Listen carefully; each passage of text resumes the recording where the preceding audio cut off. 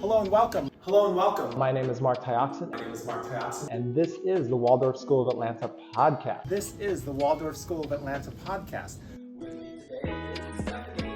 Hi. Thanks for hanging out. Yeah, thanks for having me. So getting right into it, how and when did you first hear about Waldorf education? So I first heard about Waldorf education when I was in graduate school before I had a child. I mean, I did kind of late graduate school, but it was before I had a child. And I happened to be in a program with a person who was a parent of two Waldorf students at the time. And we also ended up working together in the classroom. I was teaching special ed at the time, and she ended up as one of my teaching assistants.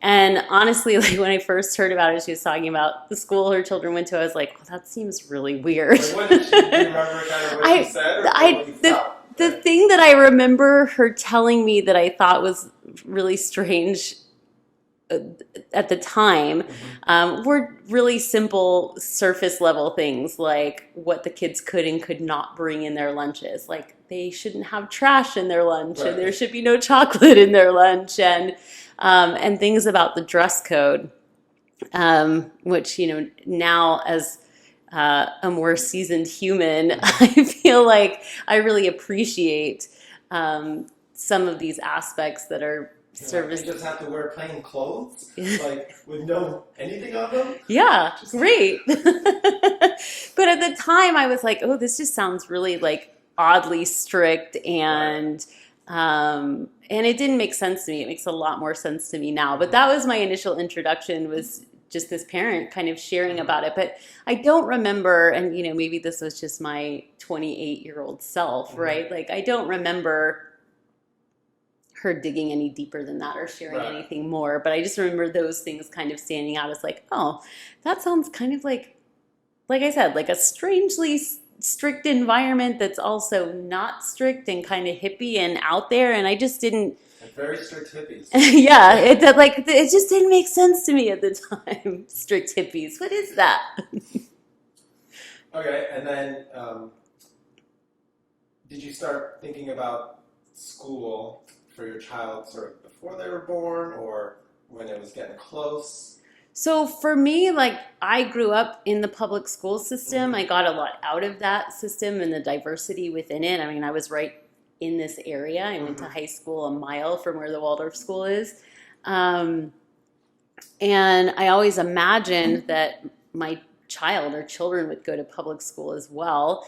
But I think from the time she was about 18 months old, it was really clear to me that that setting was not going to be her setting. She kind of came out walking her own walk, talking. How she was, and observing your own child, you're like, I don't think my child will thrive in the general school setting. Yes, exactly, in the general public school setting. And I had taught in the public school setting as well in another earlier lifetime. And I never anticipated having that feeling, but as I got to know her and observe her, I would say she was probably somewhere between 18 months and 2 years old when I was like, that's not going to be the optimal setting for her. She's a mover. She's a doer. She needs to be going and experiencing all the time. And I just felt in my bones, I was like, that kind of like competitive early push environment was not going to be I think that for her. Even that thought process of what school best fits my child versus the default, how will my child fit into the school that is there, that is here. That's a whole flip from what I think still many people consider when they're considering like sending their child to school. It's like, well, this is the school that's here, so I need to make my child fit that school. And if they don't, then we need to still try harder to make my child fit that school. And never or rarely does it come up, or like, maybe this is the wrong school for my child. So. Right. And for me, it was obvious early on. And then I had a feeling too that once I got that understanding of, I'm going to be looking for something different. We're going to be looking for something different.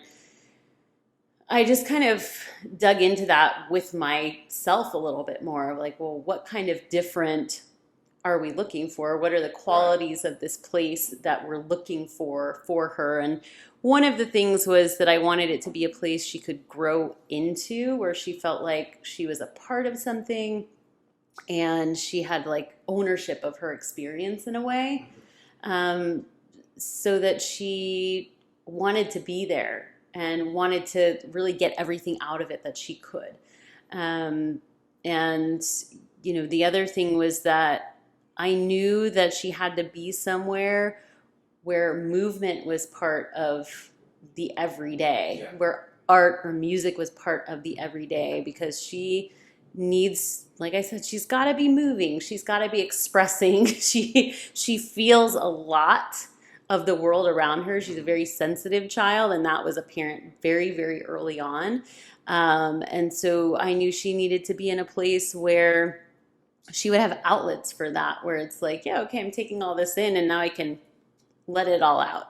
And so, I started looking, and, certain more traditional private school models, I'm not going to name names, but certain ones felt like... Largely, actually, compared to Waldorf, 98% of the schools out there are completely different as far as some of the models, really. Yeah, and I felt like, some of the private schools, their early childhood programming did resonate for me, but as they moved into the early grades, it didn't. It's like it went from being free-flowing and socially centered to like, let's batten down the hatches and start that academic learning. It's grow up. It's right. Second grader.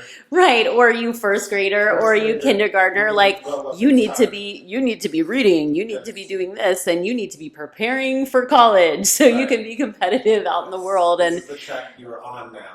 And, it's funny because I can remember as a kid, like, always having an idea of, like, this is what I want to be when I grow up.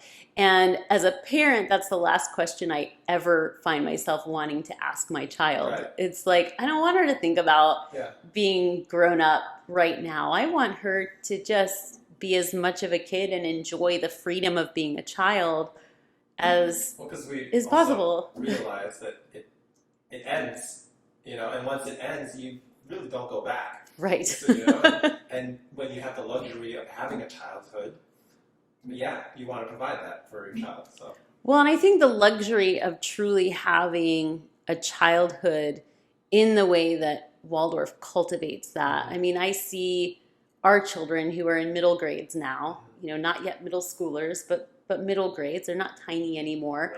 Right. I see them still really diving into and reveling in pretend play, which most kids are grown out of by the time they're 9, 10, 11 years old.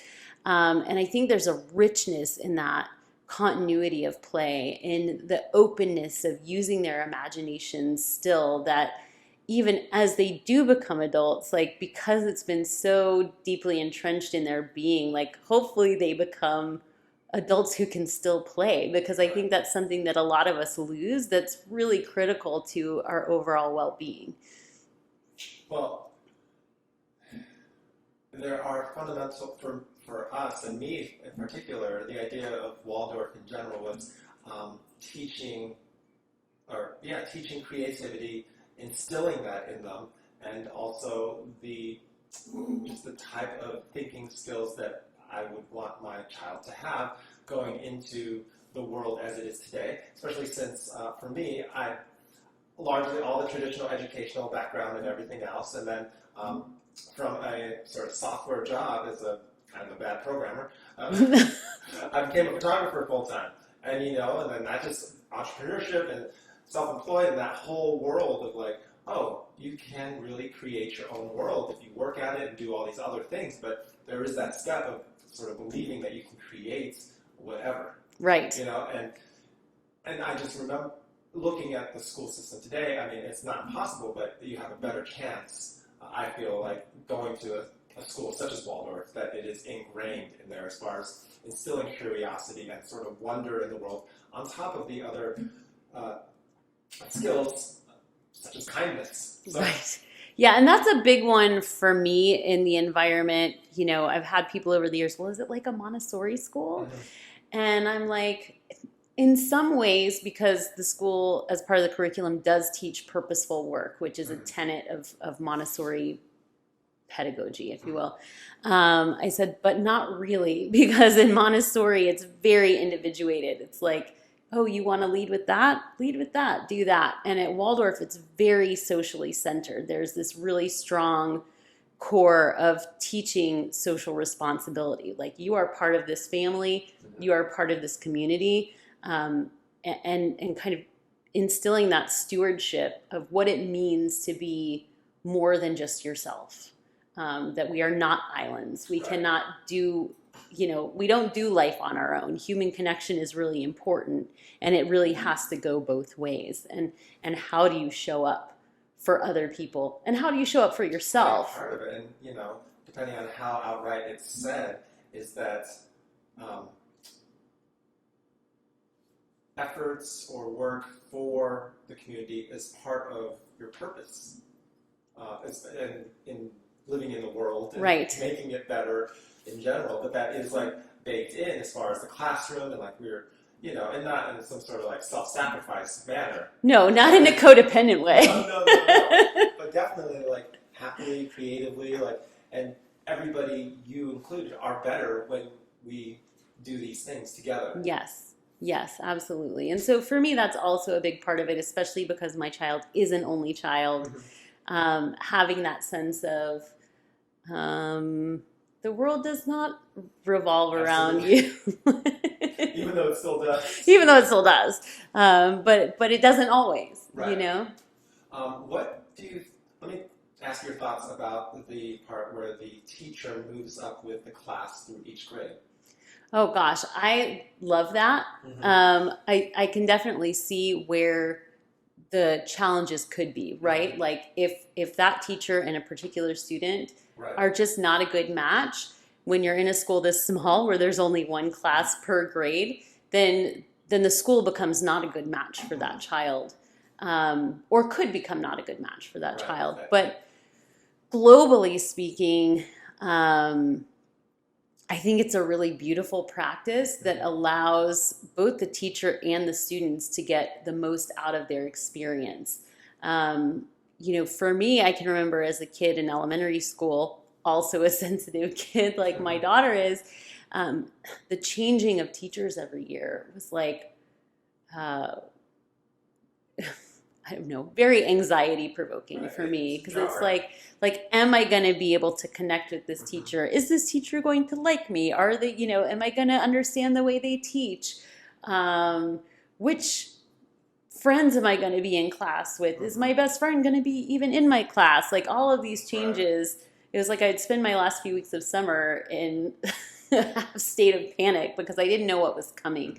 And then there is the whole piece of, it takes a teacher a good 3 months to really get in rhythm with a group of new students, because it's not just getting to know each student, it's getting to know how these students work together. And students who hadn't been in class together the year prior, they have to learn each other too. So it's like there's all this energy and time that it takes to even get into a settled space. And our optimal learning happens when we're in a settled, grounded, balanced place. So what's happening? What is the richness of learning in the first 3 months of the school year when everything's new? So for me, I love that we have teachers that go with and grow with our students. I think, it shows the students, the teachers' ongoing love of learning, and because the teachers are having to learn all the time. I think that's when you share that with other people, as far as the teacher moves up with the class every year, and you come from sort of the rest of the system, that does seem kind of bonkers, and it does. But also, obviously, like you mentioned, it does depend on the teacher, right? And the teacher and the child relationship and how they connect or don't connect. But also, I think one of the things that isn't spoken or in the consideration is that the support and also the selection of the teacher is so very important, especially in the Waldorf system, where the teacher is going to be with them for 8 years. Yeah, right? potentially, so, yeah. on top of that, so the selection process, even about the teacher's temperament and all the other things that I don't know about in selecting sort of the best teachers that will be able to go through this system, because obviously other teachers can easily get by and be like, okay, I just gotta last this 1 year with this child. Right. But when you look at it like, reasonably, I might be with this child in first grade through 8th grade. Okay, so that might adjust your behavior if it's not, in line with that, or your decisions. So even knowing that that's your commitment largely ahead of time, and then those admin and support staff to support that teacher through those 8 years, and also the, I think, high level and depth of the ongoing education for the teacher, both not just in the curriculum and coursework, but also in, handling children at the different ages and their psychological development. Yes. Yeah. I mean, there's such a large part of the teacher training that goes to understanding that, what the expectations are around children at any given age, Right. physiologically, psychologically, emotionally, what's happening with them? What do we expect in this window of time? So these teachers are, so holistically trained. It's really amazing. And, and through that, they create families. I mean, and it's really beautiful. I'm always amazed. I mean, I do think, really without bias, because it's surprising to me that our children's class in particular has a very special something going on in the way that they love each other and support each other and accept each other unconditionally. I mean, there is kind of this sibling thing where sometimes they'll get in spats or whatever, but they always seem to come around. I don't ever hear, I hear my daughter say, oh, my feelings got hurt. I didn't like this. But I never hear her making fun of anyone else, saying a negative word about anyone else. It's like, even when she's upset with someone, she seems to come from this place of deep compassion for who they are. And I don't think that's an accident. I think that's a lot of what their teacher is cultivating in their classroom bubble in a way. And even the teachers come back and say it's really unbelievable how wonderful these children are to each other.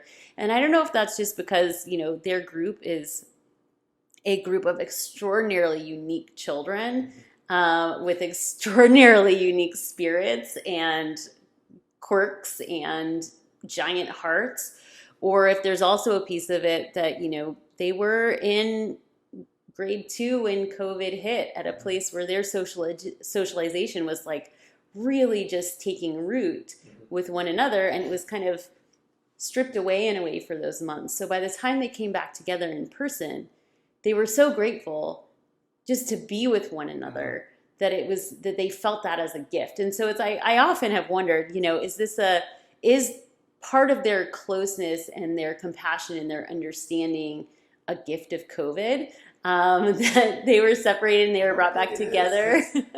On the sort of social gatherings or the camping trip before COVID happened, the way they played together and the groupings, cliques for less, not as good word, but like how they switch and they can comfortably move among the groups of friends within the classroom. Right. And they're not moving into cliques of like, we only play together and we only play together. Very inclusive. Yeah. Everybody. Yeah. You're with us. Like, you're in our class, you're with us. Yeah. Anybody who even joins them at all, because obviously you have friends outside of class, but like, they are comfortable playing with, whoever. Yeah. And it's funny. It's actually kind of the opposite in this way. Like, my daughter will come home and say, well, we're all playing this right now. I mean, I think the latest has been, detective agency kind of model of play, of trying to solve mysteries. And she's like, I'm like, well, who's involved in this? And she's like, everyone except these 2 or 3 people. So it's actually the opposite of, most dynamics at their age, I think, because, typically it'd be a faction over here and a faction over here. And, these 3 play over here and these 2 girls only talk to each other and the boys hang out separately and not in this group. And I think it's a beautiful thing. they don't do grades at Waldorf. Right. Right. How has that experience been for you as far as like, oh, you just get the report, but not grades?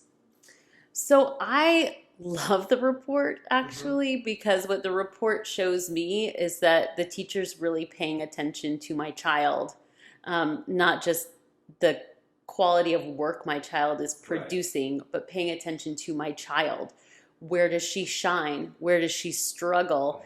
Where are things just okay? And I think it's great because when there have been things that have shown up as not being her strength, we can really figure out why. What's happening there? It's not just like, oops, this number is lower than this number. We need to She's not doing a great job on homework, and this is why. So again, this comes back to this whole idea of a holistic education, a holistic approach to teaching the whole child. Is she's not being measured by how or if she does her homework and how many check marks can go on that math worksheet, or how many spelling words she gets wrong. I mean, obviously that's being paid attention to, but how she's being viewed is not based on that performance. It's based on how does she show up in class? Is she actually understanding and responding? Is she capable of doing this work? And if not, and that shows up, then there's a conversation about, okay, well, what do we need to do here? And, for us, that came up in a big way when we were transitioning from kindergarten to grade 1, because they do the grade 1 assessment there. And she's one of the youngest in the class. And there were some things that came up there. And I was like, even as a person who studied education, I was like, oh, I'm kind of surprised to see this. But because they're so thorough in how they look at the children, then I was able to make decisions about, what do we want to do now? And so they really are looking at all facets of the children all the time. And so I think it's like we catch things that might otherwise be overlooked in another space for years and years and years, and be a larger issue later, whether that be academically or socially, emotionally, psychologically, whatever component. I think that the way things are set up and the way they evaluate the children, not based on, quantitative data, but on qualitative data, is really amazing, because we see our children at home. Right. We have that one view of them. Yes. Who and how they are at school is often very, very different. And it's a lot of hours that they're not with us. Mm-hmm. So to have this extra set of eyes, or in the case of talking about the main classroom teacher as well as the specialty teachers, many sets of eyes on our children, paying attention to all of these different parts of them is really a gift. Makes me think, and speaking of like the depth of how much they can observe and they pay attention and are looking at the development of our children, makes me think of this one instance, or I'm sure there are many, but his teacher was talking about how she noticed that sometimes he has trouble starting to write as far as the assignment, but if she can just get him, or if she noticed him doodling one day, and she was like curious about that, so she just had him continue to start doodling, and even just that motion of scribbling or anything got him, it was an easier transition into all of a sudden starting the writing assignment. Instead of going from not writing anything and then all of a sudden having to write words, it was much easier for him to do it if he was doodling on the side and the margins, and then all of a sudden, okay, now it's time to go and start writing. So it's the smallest thing, right? But you wonder, and it's the smallest thing to easily sort of fix and bridge that, which could easily be a problem. Like he just doesn't start doing it. But for a teacher to notice that, and I think about other instances where small things like that, and it's just times the 20 kids or 15 kids, like it's kind of amazing how they do that, right? It is attention in such a way to these little nuances, but also I think that is easier because they're not having to start from scratch every year. Right. You know, a Right. lot of those things. Yeah. They know their tendencies. They can also see how their tendencies are changing and can adjust to those as they age and develop. Right. And this teacher has known the children since they were 6 and 7 years old. Right. And so that's, another great point about the looping, the ongoing teaching of the same class is like, oh, this is new. Whereas another teacher might not have noticed that. They might have just said, oh, well, he's not writing. He's refusing to write and made it a behavioral problem. and all of a sudden we're somewhere else. Yeah. And or even just my big thing about the teacher moving with them each year is that the children, while there are markers within the year that they, milestones and everything else, if they don't completely hit that milestone, it's understood that we have some time, and it might be not until the beginning of the next year. And it can overlap, and it's okay, as long as we see sort of the right progress in the right direction, and we understand why it's happening the way it is. Yep. Give it space. Whereas when you're changing teachers and there's so much turnover within the year, it's like a start-stop, and that's the space. You have to show progress within that. Otherwise, it is bad. Right. It's a binary, of like they're either doing well or they're not. Right. Yeah. You don't fit into that year space. So, talk about your experience with the overall Waldorf parent community. I think that's a question. Yeah. It's a stated question. For me, it's been great. We're not particularly religious, so we don't have, that type of community in our life where we get that, oh, we go here every week and we get this sense of belonging and socialize with this group of people. And we do have a very large family, so we have a sense of belonging there. But I have loved, as a parent, being part of the Waldorf community because it really does feel just that. I think at the core of it, most people who find this school, who bring their children to this school, have a core set of values that are fairly similar. They're wanting the same things, maybe not tangibly, but spiritually, emotionally. They're kind of wanting the same things out of life and for their children. And so there's a lot of common ground to be found with the adult community within the school.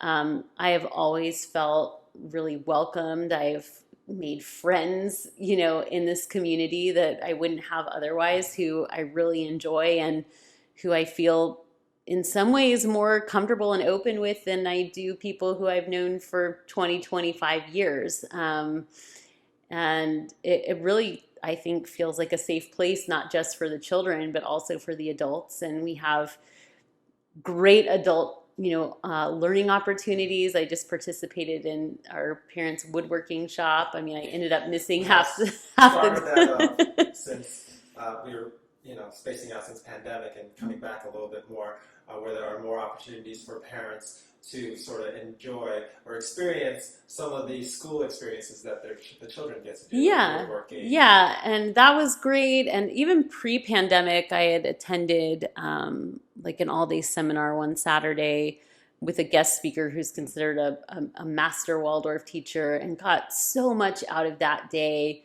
For myself, it wasn't even about understanding what the children were learning on that day. It was really like, oh, this was a growth experience for me. We have the events like the coffee house, which is coming up, which is a great community event where parents get to, it's basically an open mic night for parents. And we happen to have a lot of parents who are musicians in our class parent community.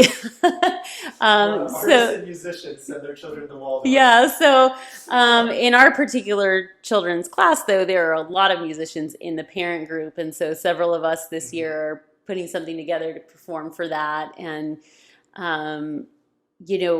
then we have the auction coming back for the first time since pre-pandemic this year. And it's interesting because there have been other environments where more or less professional environments where it's like something like that'll come up for work where it's like a gala or a fundraiser or something, and I'm like, oh, I have to go to this. I don't really, this doesn't sound fun, but I'm like, oh, I can't wait. I'm so excited Right. that the auction's coming back because I like hanging Like around anything these else, people. it's the people involved, right? Right. Any type of relationship can work or not work depending on who's involved. Right. Whether it's two people one-on-one or a group of people. It all depends on who's involved and some of those things. I think going back to even the beginning of our conversation where in connecting it to our community is that if you are the type of person that decides, looks at it from which school best fits my child versus how do I make my child fit into the school that's there.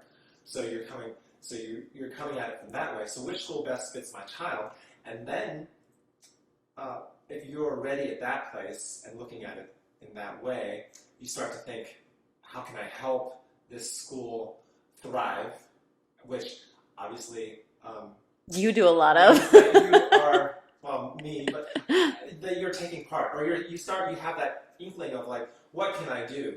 Right. And then it can suck you in because all of a sudden you start by helping on this small thing, but wait, I also like these people that I'm working with on this project. It's not the stereotypical like PTA caddy like politics in that way. Right. And even then, it's small groups, and because it's sort of the same group of other parents that also looked at it. It's like, what's the best school for my child? So then we're all trying to help and really create the best school for our children. And yes. On top of that, it's that not greater good, but that higher level of we are in the end all here kind of just for our children's experience, right? So I want your child to have the best experience because I know that it'll help my child. So I want to keep this running. Well, and I feel that, like, I find too, like, when we're all together as families, as a group, like, it's not just my child I find myself looking out for. Right. It's like, it's all of them. It's like, is everybody okay? And if my child is the one that's making somebody else not okay, is everybody okay? I do find for myself like a sense of responsibility in a way for the well-being of all of the children in the group, not all of the children in the whole school, but all of the children certainly that I come into contact with. It's like, I feel like this is such a close community. These children are truly, truly growing up together. In our class, we have a lot of only children. So these are really kind of the only siblings they'll ever know. I guess I take some ownership over like tending to those relationships and being a safe place that like, oh, you got this going on? Yes, I will take your child and know that your child is in really good hands here, that I'm going to treat them like I treat my child and have the same parenting standards for your children, if not higher than what I have for my own child. But I think it does go to that sense of like community responsibility and everybody wanting the best experience for their children. And that for me means like wanting the best experience for your child and for their child and their child, and knowing that that's important because they're all sharing the experience. It makes me think, one of the things that I'm happy about to sort of witness and notice is, I don't even know how to say this, but my child, and we all think our children are different, but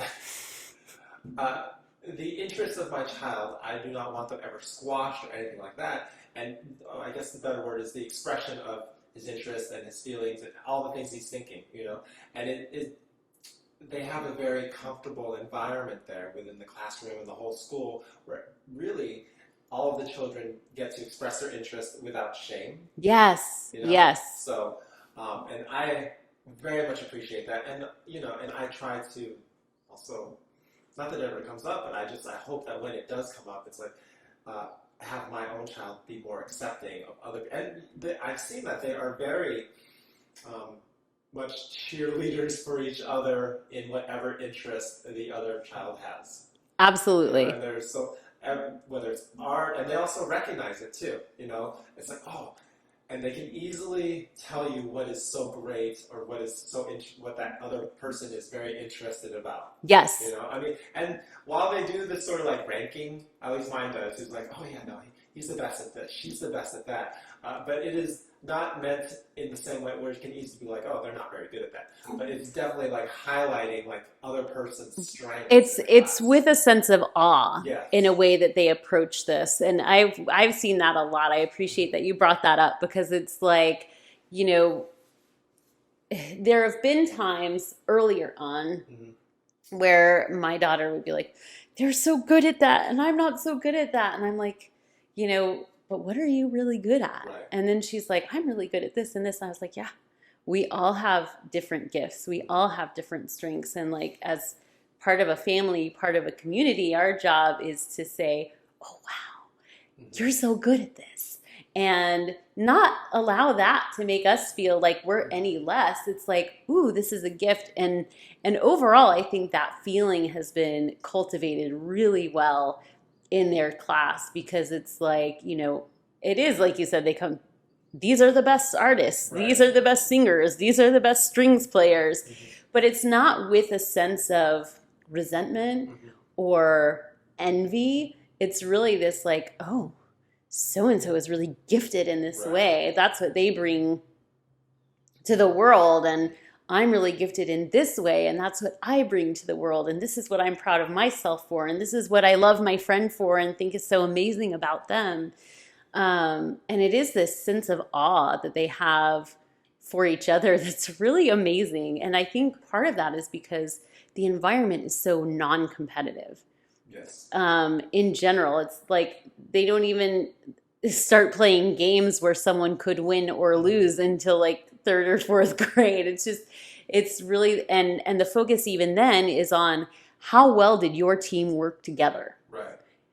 Did you win because luck, or because there was one person who is super athletic and outshined everybody else? Or did you win because you really worked well together? And it's very, it is very interesting. And I love that. I love seeing them be in awe of each other and be in support of each other. And that utter lack of judgment that I frankly would have expected to come into play by now. They're all in this like prepubescent state of like trying to figure out their place in the world and realizing that they do have their own place in their world. Because they've been, it's that skill of building up others in their class has been cultivated throughout the years, that they, as much as they might build someone else up, they are being built up for what they are known for, or what they end up being known for. And while it might be temporary and it can change, it's all shaping their identities, right? And so when you're hearing from other people, like, you're really good at this, you're really good at this, whatever it is, and they find it. And so, like my son, for dancing, and he's like, yeah, people call me like the dancer, and and whatever it is, and I'm sure every child has those things, and because they pull it out and they notice it, and without asking. So I know that like in the class experiences, they hold up a child on a birthday or whatever, and they'll be like, say something good, and it's not like, that's a little prompting, but the stuff that they come up with, it's not like you have nice hair. Right, it's like it's so genuine, and so their comments have more depth to them. It's more like it's not like, oh, I like the way you dress. It's the stuff that like children notice. And they're still at that stage where it's like unexpected what they notice, and they share that with this person, the person that they're considering or talking about. So, and it's so sweet and everything else, and they still have that perspective. So there's this constant within the class community like buildup of each other, which leaves very small cracks for any like the type of common negativity we see that can seep in there. If anything, I like even you mentioning where it's like they're so good at this, but I'm not. And then it's that be direct. And I think that I've talked to all the parents, but I think many of us do also come from that. Well, yes, yes, they are good at that, but also you are good at whatever, and, think about your own skills or that will be in the future and stuff like that, while not putting down the other children. Right, Like they're not right. that good at it. No, So I mean they can be great, they probably are. yeah, they probably are. It is very interesting. This cultivation of love and compassion and acceptance and understanding and curiosity that they have. I mean, it took me, when I was raised quite differently, even from how I'm raising my own child. I'm sure most of us were. I think I've only talked to one or two parents who were raised in the way that they're raising their children. And I just think of often like how well I would have been served by this type of education. How well things would have been for me, because there's so many things that she's learning now, that our kids are learning now, and messages that they're getting that, I was like well into my 30s before I started being like, it's okay that I'm not perfect at that. It's okay that like not everybody likes me all the time. Like, I was like well into adulthood before I started living from more of a place of these places of like love and compassion and understanding and curiosity and non-judgment.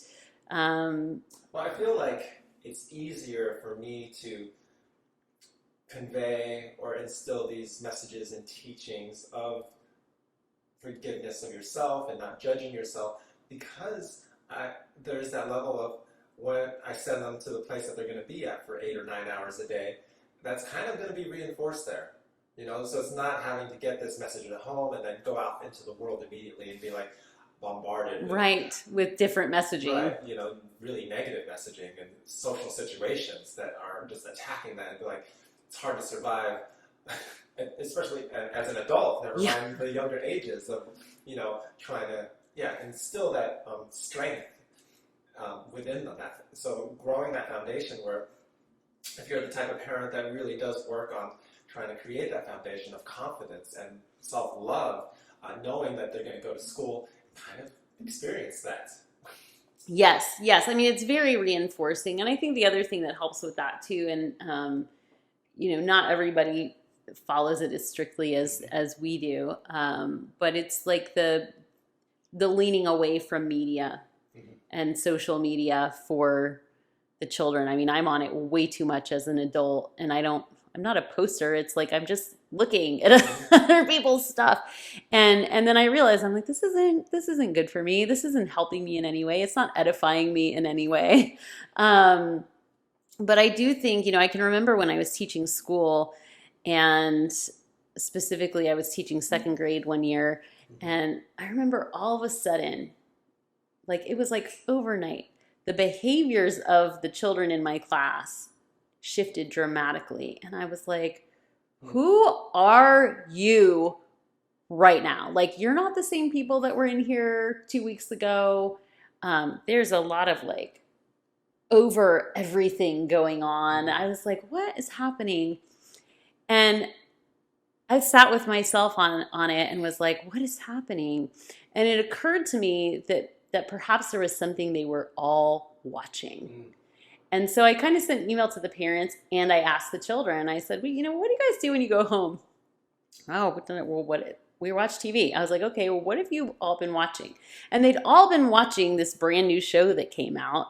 And in that show, the children were basically like making all their own decisions, all their own rules. And it's one of those, like major kid network productions where everything's kind of over dramatized and nothing's realistic, but they were actually like taking on the behaviors of the characters and trying to live those out, right? And all of our children do that in their pretend play, right? Whether it's they've been reading Harry Potter and so they want to like act that out. But there's a difference, I think, between like the whimsy and the magic of Harry Potter, which they know from the beginning is fantasy, and other media that has imagery that could be real, right? The children look real, they're wearing typical clothing, there's no magic involved, Right. and they got a lot of attitude. And so then the kids put that on. Like, this is grown up real world stuff. Yeah, let's put that on. And that's what's modeled for them. And that's what comes out. And so for us, I think too, the low media and like making the choice to subscribe to the low media ethos has been a real win in that way too, because she is authentically like becoming herself through the reflections of her peers, through her own experience, and not through what's being thrown up on a screen in front of her. It's like whatever she's creating is coming from the books she reads, from inside of her, from her interactions with her peers, from her experiences out in the world. And I think that also contributes to like their grounding and their appreciation of themselves and others, because they're not really like, they're not trying to be something that they're not. Right. And that's if, depending on what they're watching even. Right. You know, so that's... Right. And so it's also like keeping them, off the internet and off of, it's keeping them outside. It's keeping them in books. It's keeping them playing. And it was funny. I laughed when, they recently had a research project to do. And, she first went to the library with a friend and was like, I couldn't find any books on my particular animal. And I was like, it's okay. We can use the internet to find the information you need. And she's like, well, how do we do that? Because she really doesn't have access. Like if we take a road trip, she has a tablet to listen to audiobooks or to maybe watch a movie that we've pre-selected before we go. But she's never had access to just search the web. And I was like, okay, well then let's talk about how we do this. Like we got to get really specific so we don't end up with information that we don't want. What are the questions we're asking? And so we're going to we're going to type those questions right in here, and we're going to see the answers come up and see what we can find. Even still, I didn't leave her, independently to do that. And so, after it was all over, it wasn't like, I want to get back on the internet and search things. And maybe that's just her personality. I'm sure there are plenty of other kids who are like wanting to lean into that. But all the things depend on your child and their own temperament and what they're doing and stuff like that. So, but that also requires a certain level of paying attention to your child. Right. And but for us, the light media, or the media light living as they call it, has been a real gift, because it's not something I really considered beforehand. Right. I mean, because until you're sort of in this community, it is a weird thing to be like, yeah. I mean, and when she was younger, before we were part of the community, and so that means like toddler, because we started with Morning Garden when she was 2.5. Before that really became a part of my thinking. We did let her watch things. And then when we would turn them off, she would be awful. So it did negatively impact her behavior. She is one of those children, even to this day, if she watches a movie that's more than 90 minutes long, straight in a row, she'll come out face flushed, headache, like I need to go be outside, and then go outside for an hour to kind of like, not that she didn't enjoy the movie, but like it just doesn't suit her nervous system well. But knowing that and kind of having the window into that has been a gift to us, because it's like, oh yeah. And now we can actually dialogue about it here as she approaches 10, like, you're not feeling well after you do this. Like, let's remember that next time. And maybe you can notice it in yourself and press pause and go do something else for a bit and come back to it. And so that is kind of a practice we have. There's like a movie that she really wants to watch. Sometimes it is like, okay, we'll watch it over 2 days. We're going to dose it. But I don't think I would have had as much awareness around it. And it's also much easier to do it being in a community that supports a media light lifestyle, right? Like it's hard when she's around her cousins who, at age 11, age 10 already had an iPhone, do watch TV daily, do a lot of things, don't play outside that often.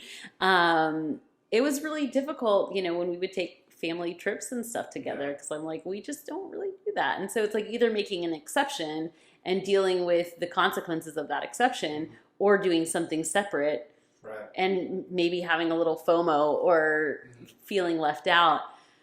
So, out in the broader world. And I remember even once my stepmom said to me, like, you can't keep her off of the TV and off of tablets and everything else. She's not going to know how to function socially with other children outside of your community. And I was like, you might be right, but like, I'm okay with that. I'm okay if the thing she's missing is the ability to socialize over electronics. Right. Well, over like certain cartoons or characters or all of Disney. It's like, I think they'll be okay. They can still socialize about other things. Yes, they can still play. They have the skills to socialize because that's what they've been doing. Right. And that's like, to me, that was like the funniest thing. I was like, she's really going to be okay if at 6 years old she can't talk about Harry Potter. Like she'll be all right. And it's all those sort of underlying foundational skills as far as living your life, being very curious about the world, being able to communicate with people. Those two things will get you very far. Right. Do you know how to ask people questions to learn more about who they are? To go find and do the things you want to do, and then also you have to be around people. So communication, which obviously as adults, many of us, maybe not you, but many of us like struggle with communication every day, with especially different parties, different groups, different settings. So that piece, like if we can. Even just those two pieces, and I know there's so much more, but just still the curiosity, develop the communication skills. Like, how far could a person go with that? So far. I mean, and it's just, this is like a funny little anecdote. Is like, I grew up as a person who, I don't know, I'm an Enneagram type 2, if that means anything to anybody, and Myers-Briggs INFP. So I am like, I have the ultimate predisposition for codependency in the way of like not saying what I need, not saying what I want, like deferring to other people's desires first. You worked really hard? Yeah. Okay. I did a lot of work. I feel like you are good at communicating many things now. So. I am good at communicating many things now, but it took a lot of work. And growing up, it was really like, things like, I was diagnosed with an autoimmune disease when I was 14 and was in the hospital for about a week. And in that instance, my mom stayed at the hospital with me every night. The next time, a few years later, that I was in the hospital, people didn't stay with me. I was older. I was 17. I was 18. And I didn't want to be alone, but I couldn't find myself a way to like ask for someone to stay, because that's not what they wanted to do. If they wanted to do it, they would have stayed. Right. But that's a personality thing. And it was really great to me because, well, first of all, my daughter has a very different personality from mine in that way in general. But knowing that about myself, and one of the conscious parenting things I've chosen is to really let her have a voice. Like, it doesn't mean she gets her way all the time, but she sure as heck gets to say whatever she wants to say, feel whatever she wants to feel. And, she's come back from being other places and said, well, I really needed to do this, or I was feeling this, but I didn't. And I was like, well, when you're anywhere and you have a need, you have a want, you have to use your voice to ask for it. Like, you have to, because nobody else is going to do that for you. And it was really sweet because she was at her dad's last weekend, and he hosted a sleepover with one of her friends. And he sent me this photo at the end of the weekend of a note that she had written for her friend that said, sleepover rules. You can feel free, or no, she said, you may go put your things in my room and make yourself comfortable. Rule number 1, ask for what you need. Rule number 2, have fun. And I just was like, okay, she knows. Yeah. You got to ask for what you Amazing. need. And now she's like telling that Right. to her friends. So it's like her ability to take the things that she's learning. And I know that ask for what you need Mhm. is also something that's supported in the school Right. environment. Like if you feel lost, ask for Yeah. guidance. If you feel upset, ask for support. And I just love that, you know, at 9 going on 10 years old, she's got capacities that I didn't acquire until, you know, fairly recently. I know, right? Because I just look at that and I think, oh my gosh, like what an empowered being she's going to be. Like, not to say that she's not going to have issues, because Right. like they're all going to end up in therapy talking about us one day. But Yeah, they're going to say our parents were so great. but I do, like, I look at her and I think, wow, like I wish I had that capacity 5 years ago, not let alone like pre-puberty. Right. So I think our school does a beautiful job of really helping them. Oh, it might be the tree guy. Oh, yeah. I got a tree guy Oh, coming. go ahead. We can finish, that's all. Okay. Thank you. Yeah, thank